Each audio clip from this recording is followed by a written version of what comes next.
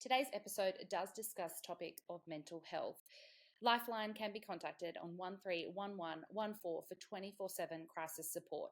If your life is in danger, dial 000. Well, welcome to the Baby Playbook podcast. It's so great to be with you again. Thank you for checking in with, of course, your very, very busy schedules at the moment. I am sure today is a guest episode, which I'm really, really excited about and excited to bring to you because I think this is a topic that we should only be talking more and more about. And I think we should be more open and honest about our own experiences here. And it is really about postnatal mental health. I think this is something that I definitely struggled with myself after I had Noah, my first. I think postnatal blues really kind of hit me like a bit of a bus when it happened to me. I am usually a super bubbly and energetic and, just switched on person. I never really struggled with any other mental health prior to having kids. So it was a real shock to me when all of a sudden I had this newborn at home and everybody was telling me how exciting this period of my life was. And I did not feel the emotion of excitement in any capacity. I was confused. I was sad. I was anxious. I was worried. It was all, I think, a influx of negative emotions over any positive emotions at the time. And for me, luckily, it was an experience that I was able to seek help for. I relied on the Panda service, which is a really important service here in Australia that provides free phone call and support for anybody going through any sort of postnatal mental health.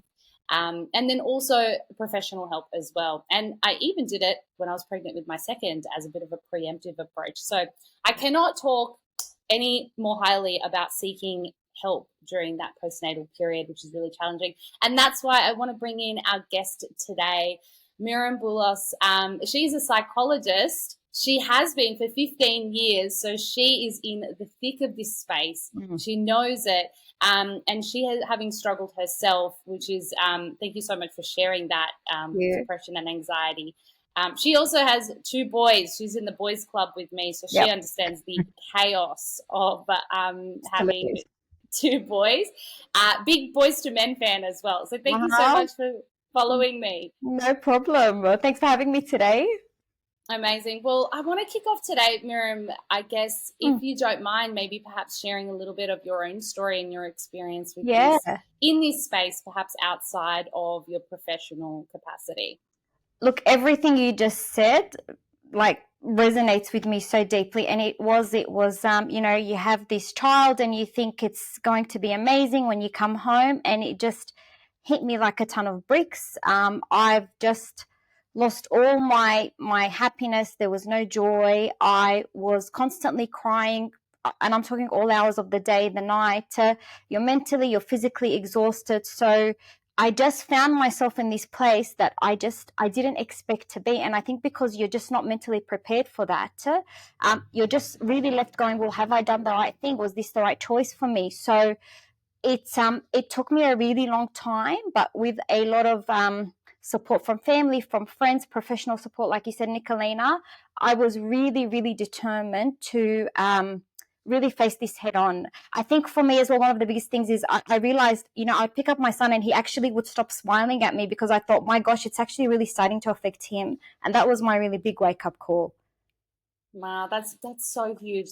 Thank you for sharing that, and I can resonate with that so deeply. It's one of those things as well, is when you haven't experienced it before, you kind of don't really know whether it's at that stage of seeking external help. So we'll talk about that, of course, in today's episode. But I want to kick off with what really surprised me in this space is that it's so common. It's so common to feel these feelings at the start, and of course, for some people, they feel it on a higher level. They need that external help. But for some parents, mums or dads, it's just really common emotions to feel at this time, and you're not really told that. So can you talk us through some of the common things that I guess mums can expect to feel during that postnatal period? Look, I think one of the things that I would say was really big for me as well was, and in general, I think that isolation was something I didn't anticipate, because you're feeding at all hours in the night alone. You go out to events, you're feeding alone. And so when you're in the thick of it, you think, my gosh, like, is this it? Like, am I going to be disconnected from people forever? Sorry. And it's obviously not like that at all. But I think isolation's a really big one.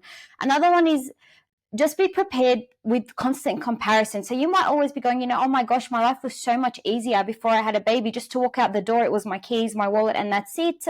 To go on holidays, or to go to the beach, it was just a beach towel and, your swimmers and you're off. So you're always constantly, I think, comparing your life, what it was like before and what it is like now.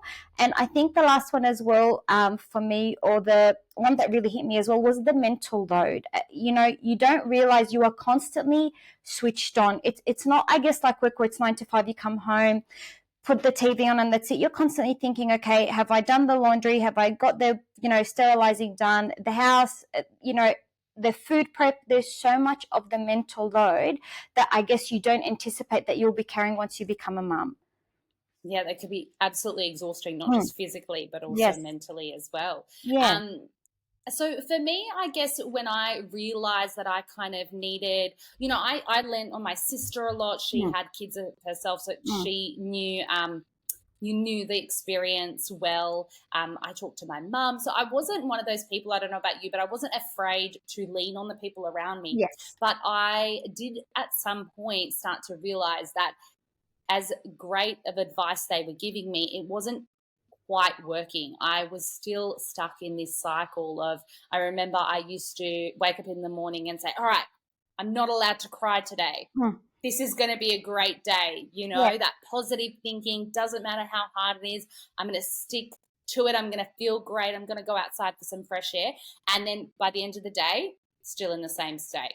And it was like this consistent cycle. And that's when I was like, okay, something's like pretty wrong here. And as much as I can, bang it into my head in the mornings that I'm not going to cry, I'm not going to be upset, I am doing that. So that was the flag for me that I needed to take a step and seek some external help. So what are some flags that perhaps, mums can say, okay, I need a little bit more help with this. I need to ask for help from a professional. Yep. So one of the biggest things I'll tell you to look out for is, which we just mentioned briefly, was if you're finding that you're waking up and there is absolutely no joy in your life, that is a big one. And Nicolina, as we were saying, I've been following you for some time, and I remember something you posted, and I actually remember tearing up watching that, because I go, my gosh, this is me. You had said that, you used to love, your birthdays and celebrating your birthday. And you said for the first time, you said, I just didn't care to celebrate my birthday. And I thought, my gosh, for me, it wasn't a birthday week, it was a birthday month. It was just, a whole heap of events. And now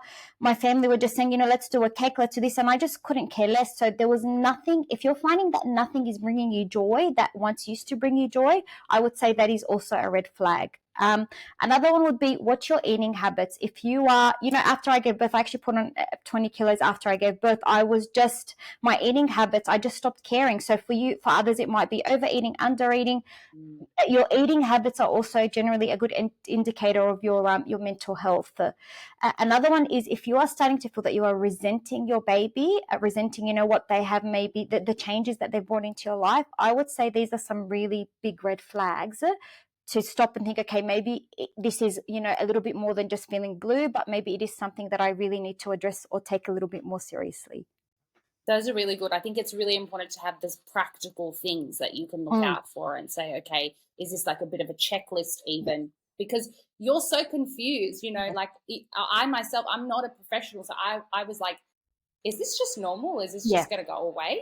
That's what I'm not going to make a fuss out of this. It's not that serious, but it's a good way to look at it in terms of like asking yourself those proper questions. Absolutely. And so tell me then, a lot of people who are listening may be pregnant and just expecting their first baby. So this is just something that they're perhaps looking into and preempting. Is there anything that you can do ahead of time to help in terms of getting yourself in the right headspace? Oh, absolutely. Look, I think now when you go through it, now you can look back and go, okay, well, now I can prepare, but it's always good to lean on, I guess the growth or experiences from others.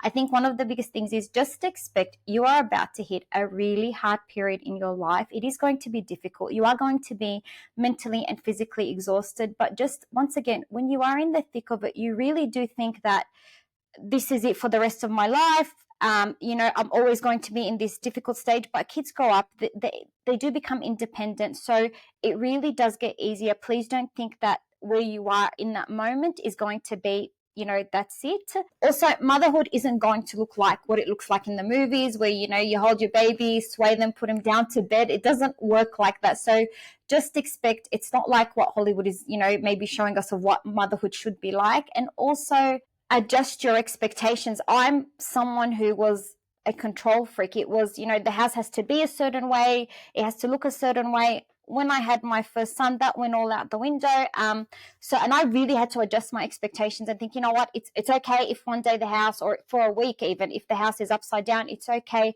But just adjust your expectations to that you are going to have a new normal, and that's okay. Yeah, that's a really good message there. I think lowering your expectations, even like by the hour, like just realistically, the next hour will probably not go the way I think it's going to go. Absolutely. So yeah, and in here, I definitely wanted to tell our listeners as well, obviously when I experienced that postnatal blues with Noah, I was really terrified that it would come back with Leo. So I actually preemptively went to therapy for that. And that was a real game changer for me. It just gave me like a few tools. It let me talk about the fears that I had that were quite genuine. I was really scared. I thought, oh my gosh, it's just going to happen again. These feelings are just going to flood back in. It doesn't matter that I've, done the work to try and climb that mountain, and now I'm just going to end up right back at the bottom. So that was a really positive experience for me. I mean, I think that therapy is great for everybody, kids. So if you do want to have a listen to that, I will definitely link that in the show notes, called Come to Therapy with Me, that podcast. But upon what you were saying, what are some ways in which we, I guess, can rely on family and friends to help during this time? As I mentioned, I very much relied on my sister just being open and honest, and she was a great just listener in that period. But I think also important to note that your family and friends aren't necessarily qualified to help you get through that, the highest step. So what can we expect of them? What can we ask of them? And then when do we need to shift that expectation? Look, I think you're right. You need to be absolutely brutally honest with them. And, for me, it was sometimes I was sugarcoating it, saying, oh, it'll be all right. It's not, it's just a bad day. So I don't even think they realize the severity of it till after. So I think, number one, be brutally honest with them. And like you said, they are not, they're not professionals. They have, I'm sure, your best interest at heart, but they just don't know how to be, maybe be that right support at that time that you need. So I think that you do need to be completely honest and transparent with your family and friends about how you're going. I think they are a terrific support system.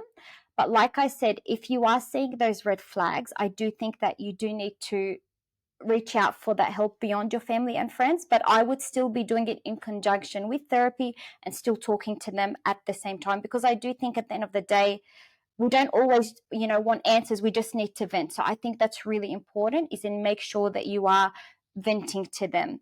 Another thing is also accept help with household chores. Accept that help. I remember one day coming home and just speaking to my sister and just crying because my house was an absolute mess.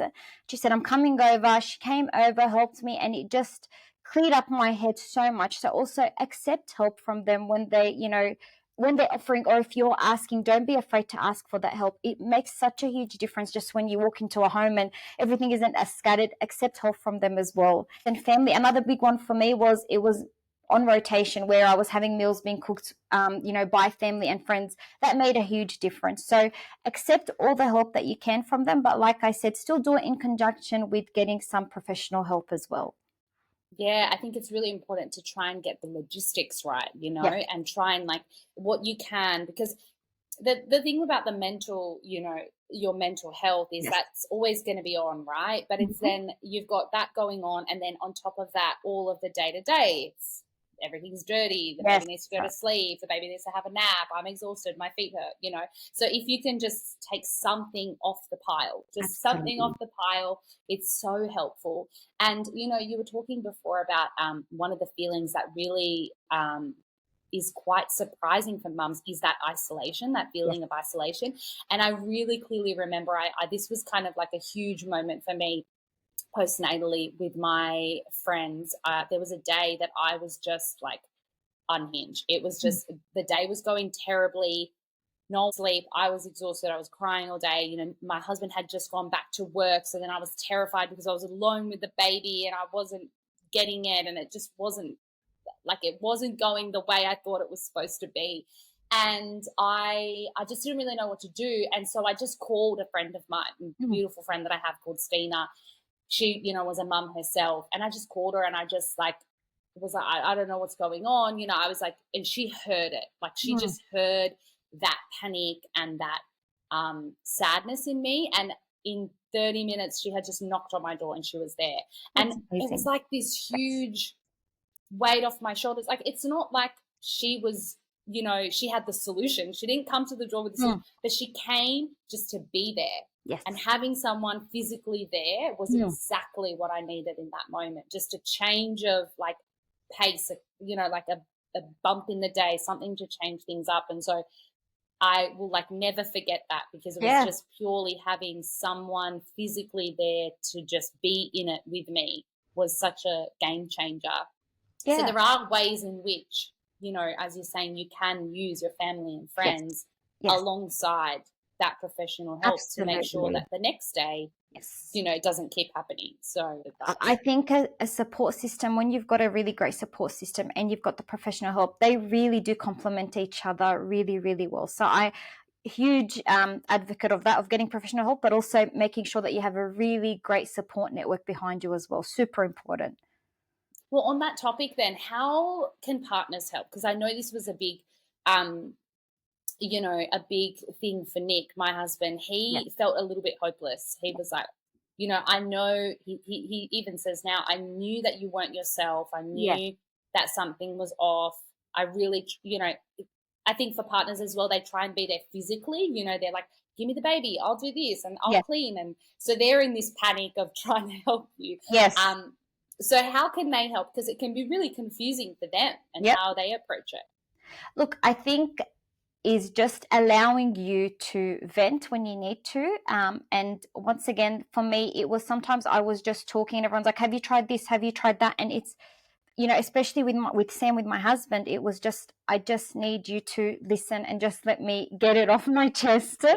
Let me cry, let me scream, do what it is I need, but just Yeah. let me be in that moment, whatever it is I need to get out, just let me get it out. So, you're right. I think that they are so confused, but I think one of the things is that not to just always go into problem solve mode, but just listen and let your partner vent with what they're going through. Another thing is also, yes, you delegate tasks to them. It does help with that mental load, because of one of the things that was really stressing me out was all these things that I had to do, and every morning I would get up, that list wasn't getting any shorter, it just kept getting longer and longer. So, and I am someone who likes to, even the way I load the dishwasher, it has to be the way that I like to do it. So everything was a way that I had to do it. I really had to learn to go, you know what, I just need things done. Doesn't matter how it looks like, but I just need to delegate. So also just letting them be involved within the within that mental load, so that they can take things off you. Another thing is that I think when you become a mum, it's so important from your partner to hear really words of affirmation, really encouraging words to say, you know what, you're doing a great job, you're doing a wonderful job, just to reassure you and to let you know that there are really positive things that you might not be seeing that they're seeing. So whatever they're seeing that is a positive, make sure that they're communicating that with you as well. It's a really good reminder. Yeah, because I think you highlight all of the things that have gone bad in the day. Yes. Everything Yeah. that went the wrong way is really obvious to you. But perhaps they can, bring a Yeah. different side, a different shade to the way you see things, which is really nice. And what about, obviously, this is something that not too many people talk about, but for a partner, postnatal mental health is Yes. also really quite important, and they can suffer from postnatal Yeah. blues in their own way, which is a hard thing for them to admit. So, how can you take us into the mind, I guess, and experience of a partner and perhaps what they may be going through as well alongside you? Look, I think with a partner, the biggest thing that they will probably be going through is confusion. It's just, I don't know what to do. I don't know how to be there. And not that they don't want to, they just simply don't know. For Sam and I, we had spoken about kids. We both knew we wanted kids. So when it happened, he was just confused as to why, you know, he knew it would be difficult, but I don't think he anticipated that it would hit me this hard. So he was just so confused as to why are you feeling this way. So I think confusion is a big one. They will try to help in any way they can. Most partners, I think, will be trying to support him. For Sam, he was, you know, if you need to go out, go out. If you want to sleep, you sleep. I'll look after the baby. You know, I'll take over. You just get some rest. So I think they also want to be involved as much as they can to help. But I think that be so transparent with them, because they are so confused as to why you might be feeling this way. And I think it's just important for them to know that this might be a season you're going through. On top of feeling confused, they also want to understand how they can offer to help.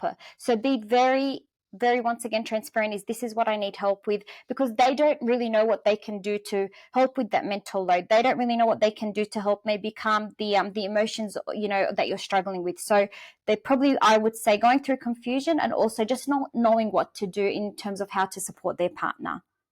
Yeah, I think being quite direct as well with like what you need, because they can't read your mind as much as we would like Which them we to read expect your mind. sometimes, yes. We do expect, you know, like that's frustrating in itself. Yes. Like, why don't you know what to do? Exactly. So being as direct as you can is really important. I think another thing that Nick mentioned that he went through, which is, you know, a few other partners have mentioned, is guilt. Yes. Because they, you know, they go back to work and then they feel guilty that they go back to work, and Yes. they, you know, not check out of being a parent, but they just get that normality, slight normality back. Yes. So there's these feelings of guilt that they have to tackle, and they are quite challenged by. And so, you know, they have their own wave of emotions that they're dealing with. Yes. So I think, as you said, open communication is key there. Mm-hmm. Talking through it, being honest with each other, doing the balancing game of, well, if you need a break, I need a break, and then, you know, trying to kind of maneuver around that. So can you, Miram, of course, there are so many different resources out there to get help, whether it is professional, whether it is tips and tricks. What are some that really stand out for you and that are key resources that would be quite helpful to either people who are expecting a baby, haven't really entered that period yet, or they're perhaps in the thick of it?